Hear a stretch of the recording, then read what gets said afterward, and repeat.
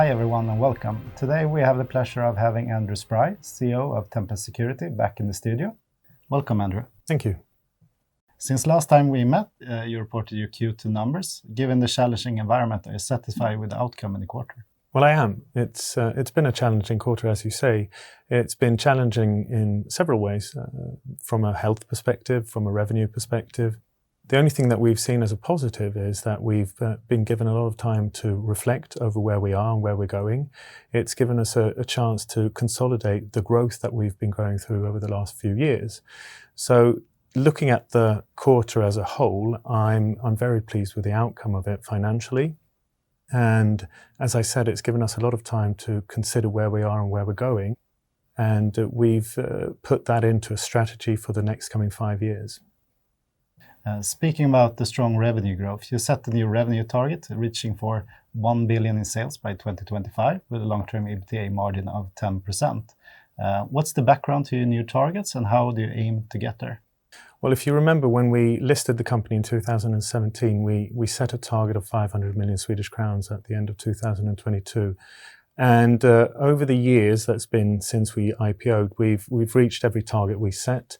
And we see that we are well in reach of getting to the 500 that we've been speaking about. And now that we listed on First North Premier rather than First North Growth Market, we took the time to set a new target 5 years ahead from now, just like we did last time.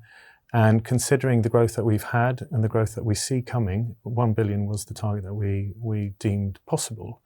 And looking at it now and looking at it how we will get there, we've been doing a lot of sort of analysis of the market as it is and come to the conclusion that it will be a combination of organic growth and a lot of acquisitions as well. And we chose to speak about it now as a sort of a means to reach out to possible acquisition targets.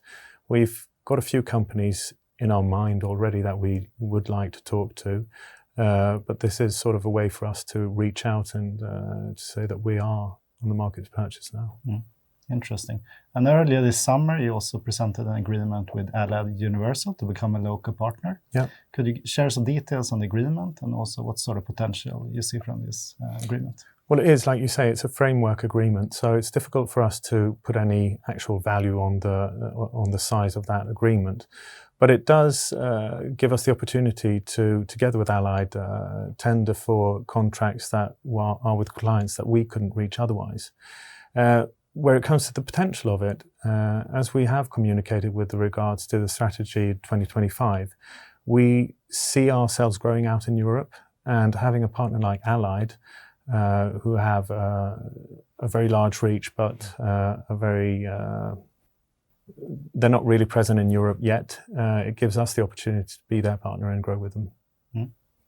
And lastly, you had a good start to 2020 with a good turnaround in profitability. What are your expectations for the second half of the year? I'm very hesitant about giving my expectations regarding the financial outcome of the year. We've had a couple of good quarters, and I expect the coming quarters to be on par with those. But what's more interesting for us is to work on the strategy together with our colleagues in the company and set the course for how we will achieve the targets. We've got a good idea of how we're going to do it. We're going to implement that now. And as I said before, one of the main ways of getting there is acquisitions. But beyond the acquisition part of it, we are building a much bigger sales team than we've had previously. We don't expect that to increase our costs for support and admin beyond the size it is today in comparison to the revenue growth. Thank you, Andrew, for coming. Thank you.